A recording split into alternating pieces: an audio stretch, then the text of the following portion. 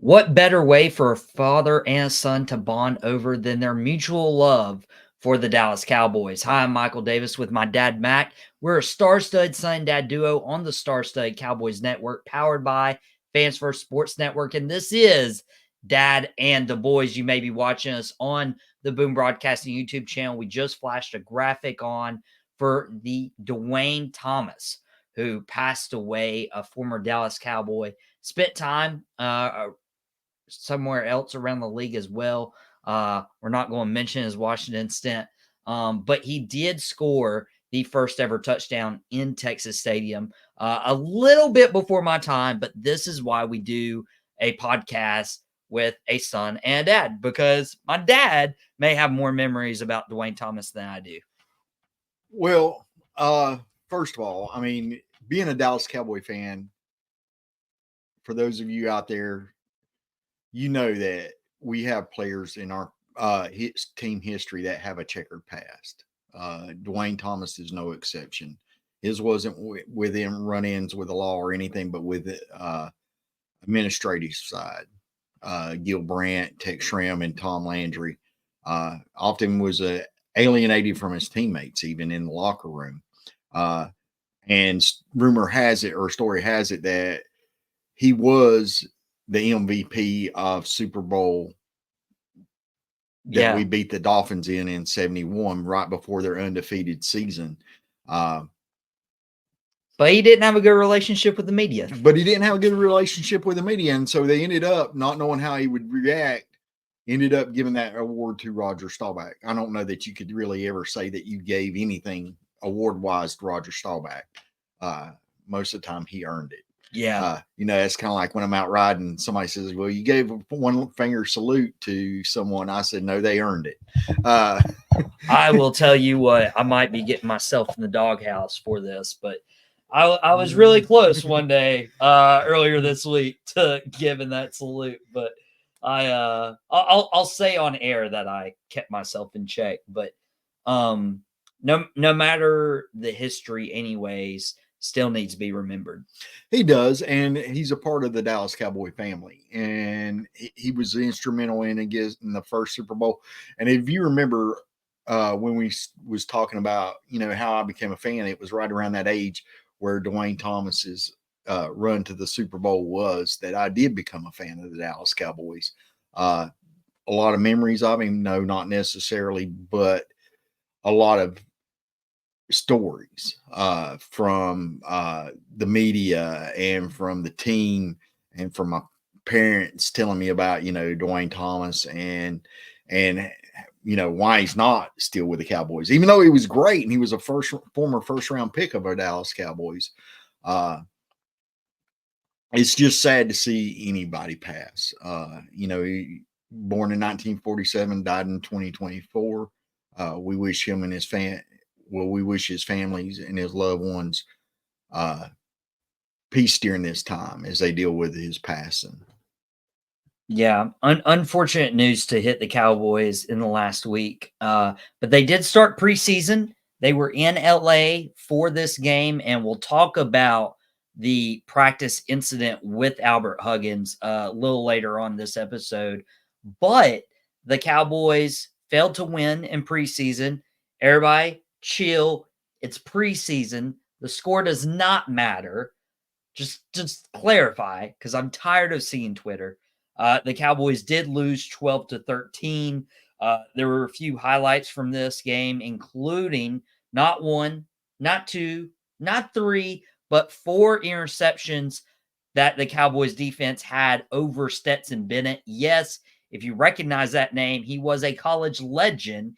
He was a Georgia Bulldog, especially for their dominant run, but the Cowboys picked him off 4 separate times. Honestly, could have been 5.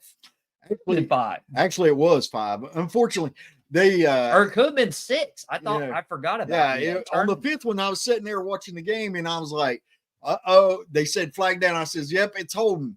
I figured it was on the offensive tackle where he was holding the defensive end coming around the corner, but lo and behold, it was on our guy Butler. And it was a legit call. It was holding on the defensive back, but it wiped out an interception, which would have been number 5 in see in the game, which is perfectly fine. I mean, saw a lot of good talent. I mean, everybody's like, I heard commentary on TV about, well, it was just a bad throw. Well, guess what? Tips and overthrows, you got to get those. That was Barry Church's motto. And, that person has to be where they're supposed to be in the defense that Mike Zimmer's calling. By the way, he caught it without a play sheet. That's pretty impressive. And they have to be there and they have to make the play. Regardless, if the ball's thrown directly to you, you still have to make the play, whether you're on offense or defense. We saw where Lance threw a couple right to toward the end of the game in the fourth quarter to McMath, and unfortunately, they still hit the ground. So I mean, regardless how good the throw is or whatever, you've got to catch the ball, whether you're the wide receiver or you're the defensive player, and complete the play. It's all about execution. Oh, absolutely. And there were some highlights, especially the defense picking off Bennett a few times. You saw flashes from Trey Lance at some points. Other points, you're like, okay, I probably wouldn't have thrown it, or man, that really wasn't on the money at all. But he was able to, extend plays with his legs.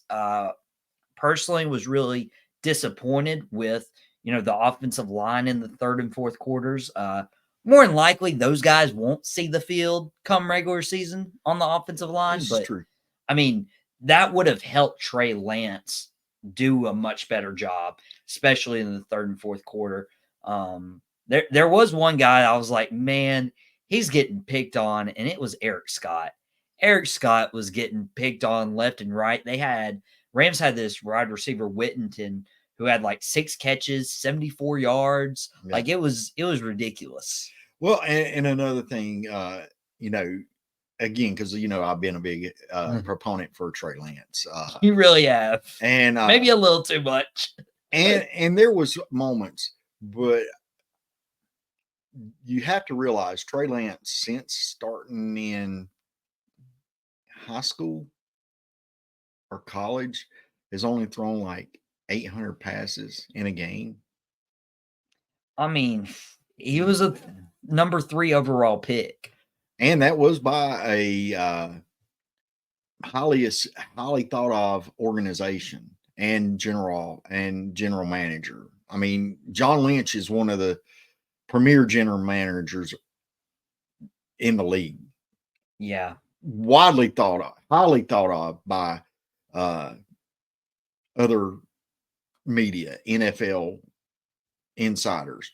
And Shanahan's one of the highly thought of coaches, offensive mind, quarterback guru.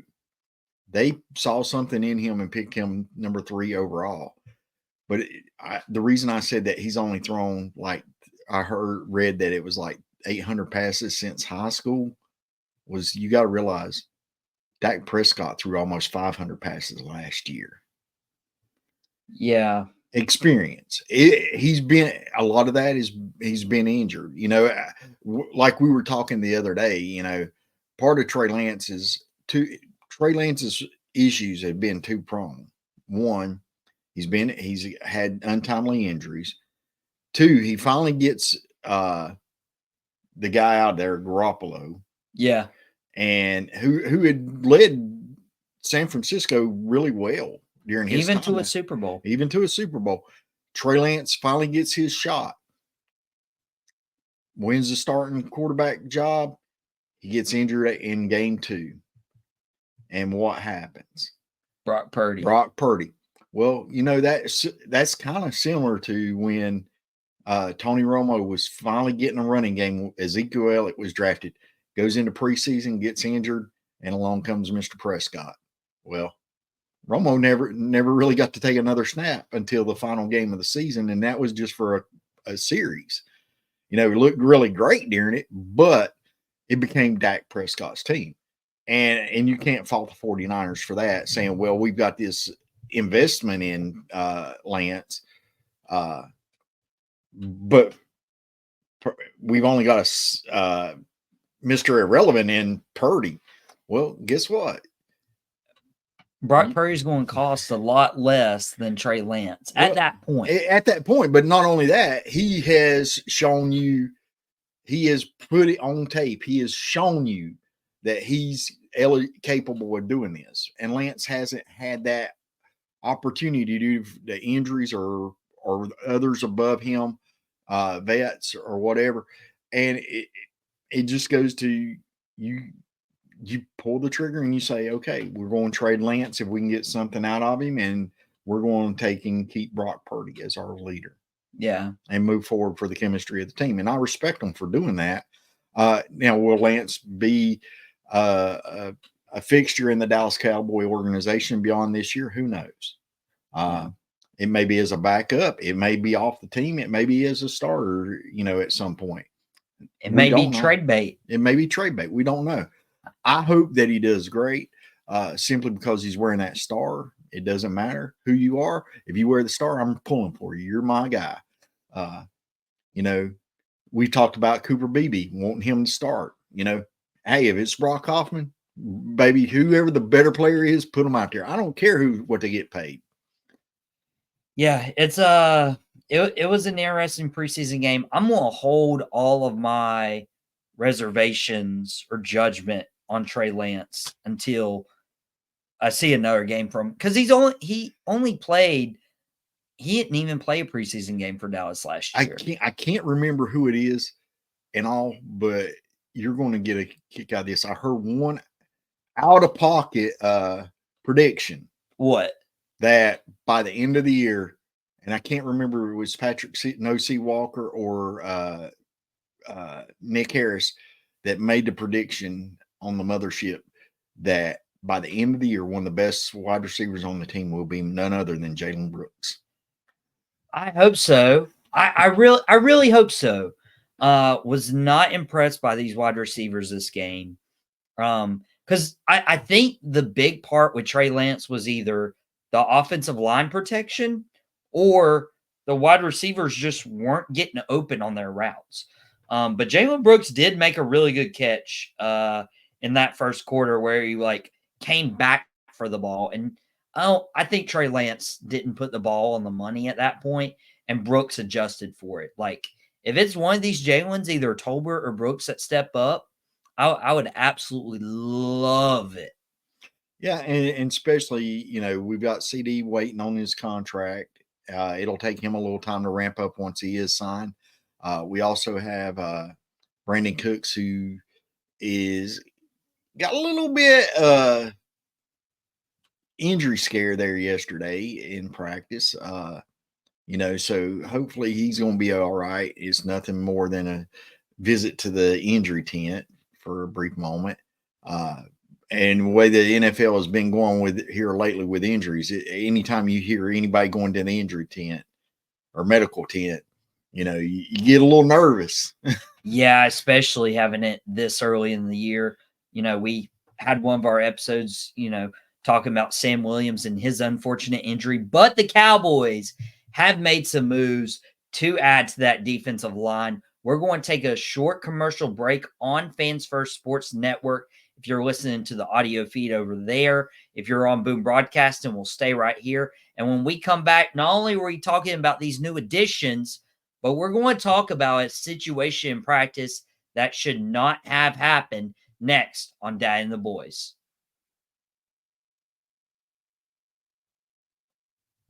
If you're listening to us on Fans First Sports Network, welcome back. I'm Michael Davis, joined by my dad, Mac, on Dad and the Boys. If you're watching us on Boom Broadcasting, thank you for supporting.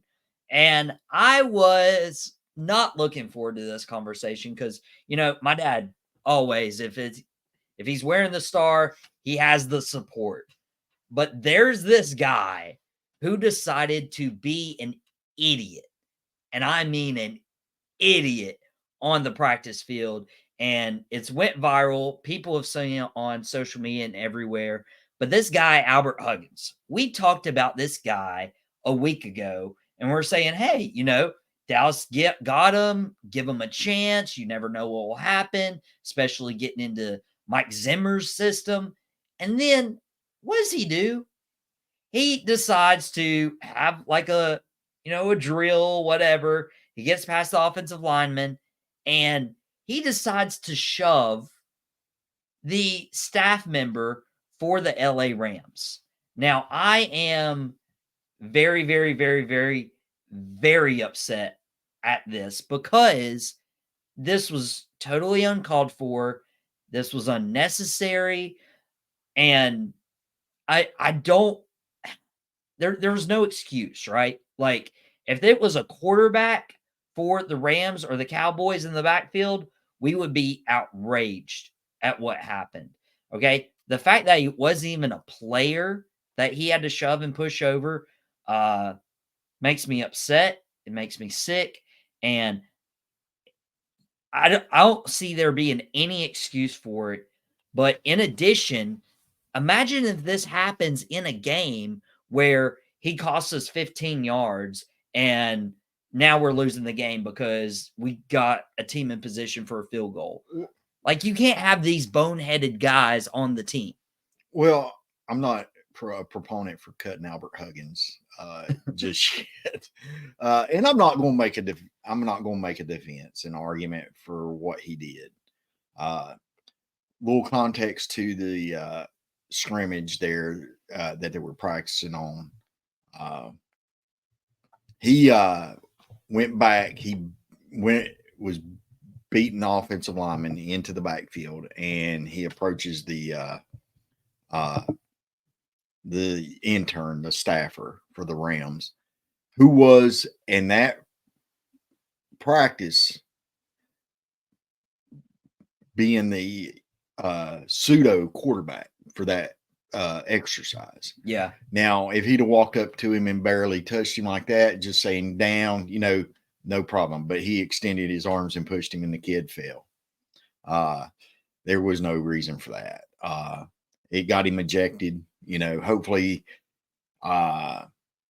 everybody makes mistakes. Hopefully that he realizes that was a mistake now. And because he got ejected from practice. And if you're Albert Huggins, that's the last thing you want. One, you don't want something negative going viral. Two, you're fighting for your career. You're fighting for a opportunity to represent the star and earn a huge payday for your family.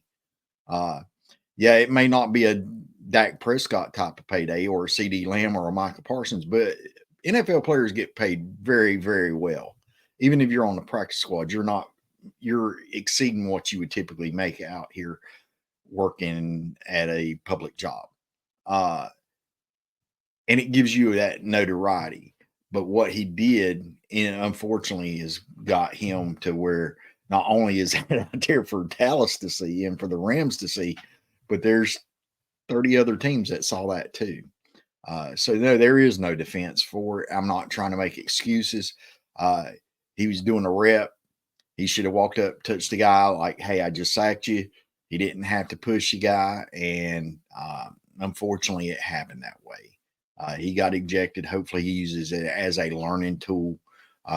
Like we all should when we make mistakes, use it for the learning tool to better yourself.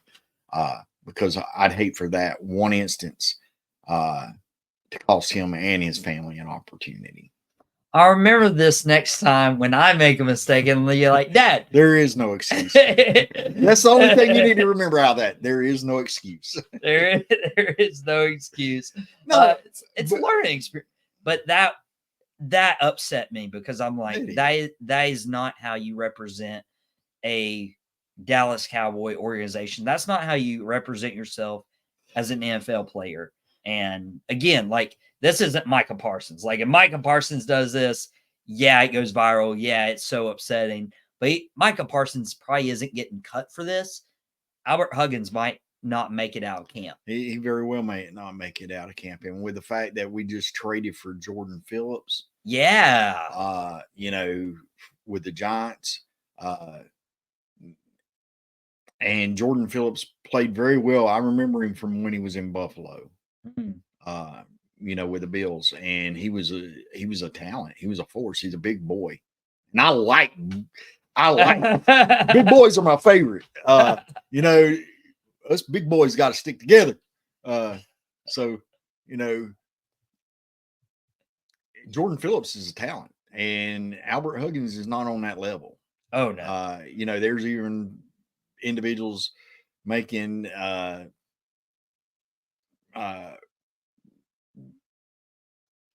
insinuendos that Jordan Phillips will be the number one technique. I don't know that he'll replace Mozzie Smith. Mozzie's really doing well through training camp.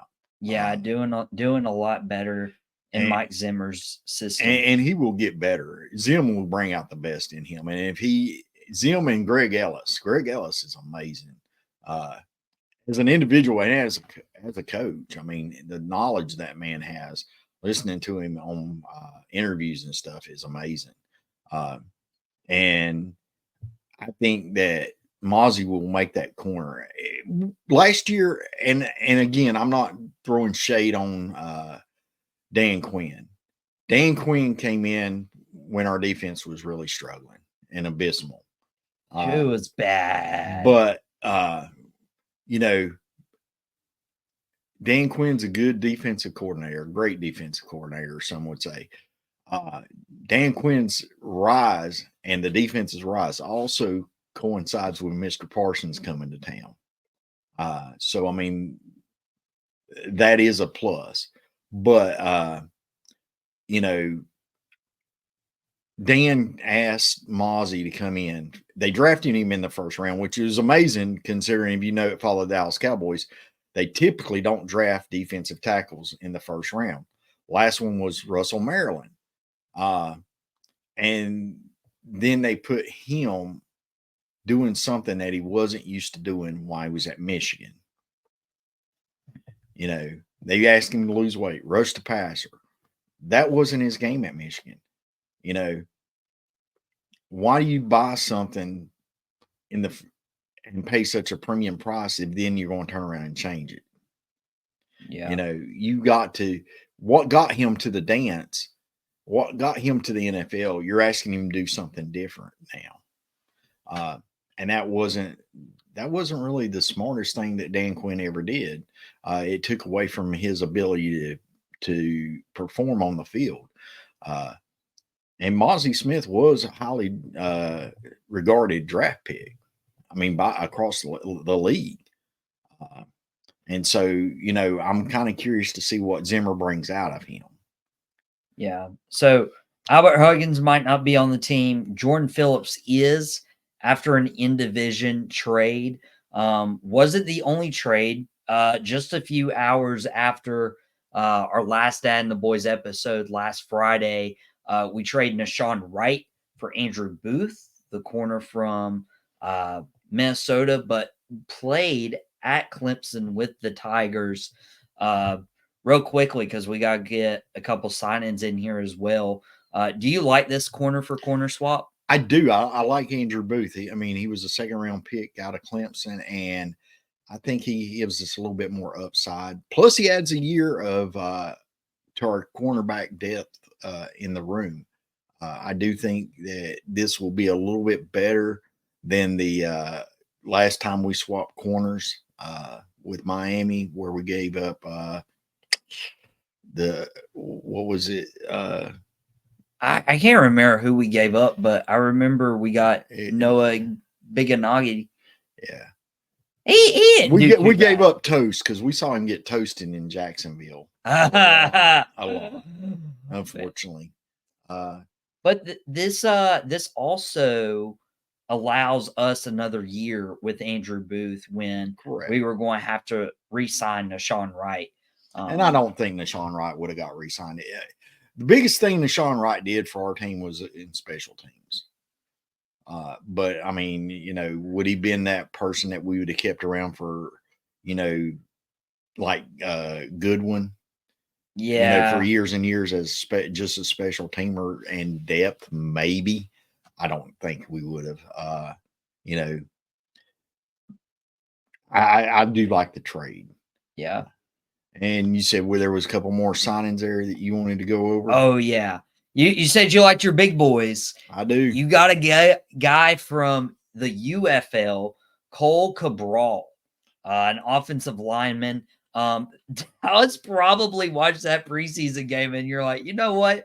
Maybe we need to add another guy to this offensive lineman room to bring some more competition. Well, not only the competition, you got Adoga that's going to be out for anywhere from, they're predicting 4 to 6 weeks with his dislocated big toe. Yeah, broken toe. Well, no, it was a dislocation. Hey, is what they're saying. Not too bad. But it could run up to 3 months, or better. And so he'll probably come back mid-season. I look for the Adoga to actually go on IR as they make the final cuts, which would allow them to bring him back after 4 weeks. It's a new rule that the NFL instituted this year under the injured reserve, that you don't have to actually carry. You can designate 2 to return if you do it at final cuts. But if they cut him now, he's out for the year. So I look for him to be placed, or if they put him on IR right now, he's out for the entire year. But if they wait to final cuts and put him on IR, then he can be brought back after 4 weeks. So I look for him to use that on Adoga. And then also a guy that, I read reports out there that he really did good. He's a young offensive tackle, and that's Bostic.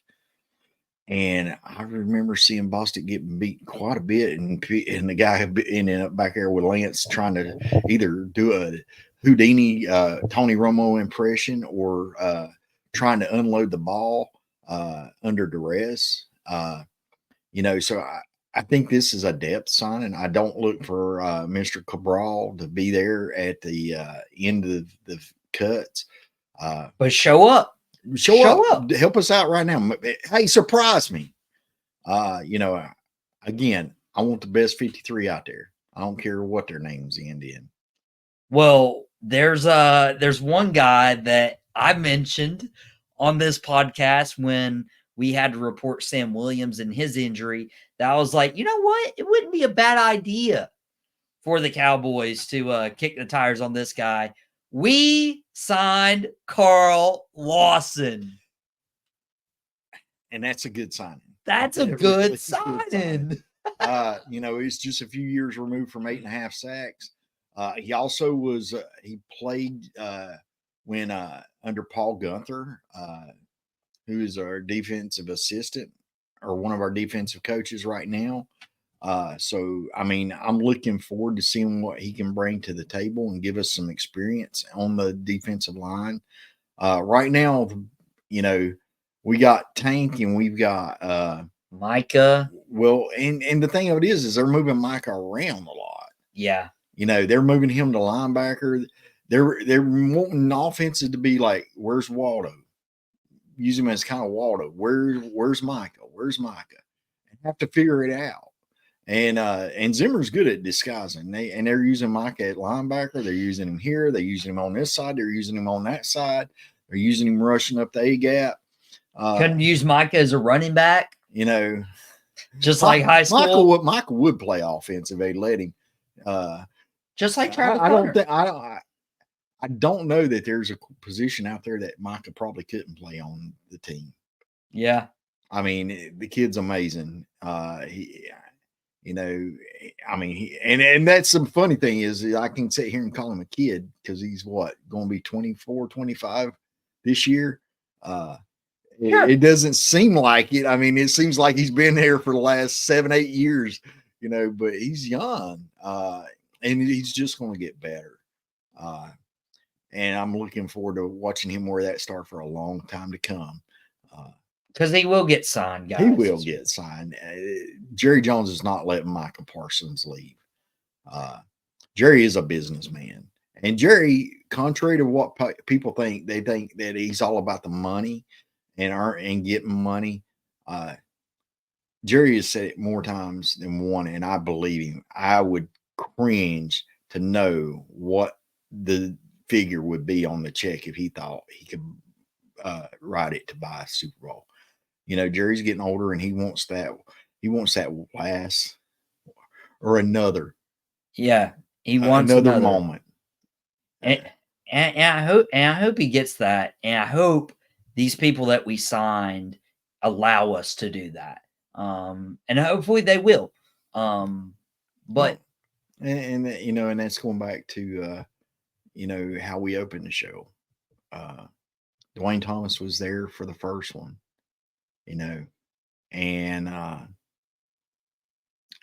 I know that was my first Super Bowl experience as a Dallas Cowboy fan, and I was small, and I was blessed to have a few more be around for every win, and I know unfortunately you not have one in your lifetime, and I hope that I've got friends that are my age or older, and they pull for teams, and they're like, man, just let me live long enough to see my team win a Super Bowl. yeah, One of my friends, George Loby, was a Philadelphia Eagles fan, and that was his fear. He would never see the Eagles win a Super Bowl. I wish he hadn't them, but I wish he hadn't either. Not that I want him dead. I just do wish he hadn't won. we're not wishing death on anybody, okay? But we got friends that we go to church with and stuff that are Buffalo Bills fans. We got people that we know that are Panther fans that have never won a Super Bowl, by the way. Been there a couple times, they just can't get it done. Y'all have no room to talk, by the way. So a lot of people sit here and they talk about, the Cowboys not going to the NFC Championship, not doing this, not going in there and all. But think about how the Buffalo Bills fans thought. They went to 4 Super Bowls in a row. They were that close in a couple of them. And it just didn't happen. Yeah. It's the luck of you're playing with an oblong ball that bounces funny ways when it hits the ground. You just never know. I mean, even in that game the other day with the Rams, you had a head-to-head collision call.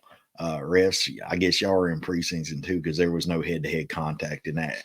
That was a weird play. You threw a 15-yard penalty, and that allowed them to get closer to be able to score the last second touchdown. Congratulations to the kid, the quarterback there. I mean, he had a rough day. 4 interceptions, should have been 5, should have been 6. But I mean, Stetson Bennett pulled it out at the end. All kudos, but it doesn't erase what you did.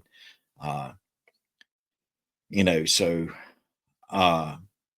it's easy that things happen, mistakes happen. Teams, there's only one team at the end of the year that has a celebration, and as a fan, the good thing is Duane Thomas was right. If it's the game to end all games and stuff or whatever, why they play it again next year? Yeah, that's that's the plus. If your team like ours and we struggle sometimes, that's the plus. Hey, and there again, that was one of the biggest things that Aikman said that in his day was hardest, because once you won it, then it became winning it again. And that's what Patrick Mahomes and them have now that they're going for their 3-peat.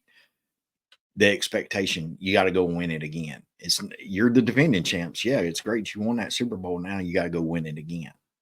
Yeah, hopefully we can just let me experience my first one. And soon. Very soon, very soon. But guys, this has been a fun episode. Notice it went a little longer than usual. That'll probably be a common occurrence, depending on what our schedules allow and then how much content we got. But we missed out on Tuesday. So and I promise you guys for hanging with us that hopefully most of our episodes will go longer, because after a victory and stuff, we'll be more expressive after a defeat, which we hope we have very few shows that go very little time. We'll do a quick press conference. All right, next. All right, we're on to Cincinnati. All right, we are on to our second preseason game. Raiders, right? Raiders, the Vegas Raiders. We'll break that down on the next episode, but you may now return to your regularly scheduled lives. Thank you for tuning in for Dad and the Boys with Mac and Michael, powered by Boom Broadcasting and Fans First Sports Network on the Star-Studded Cowboys Network. And remember, this isn't our first rodeo. We'll catch you here next time.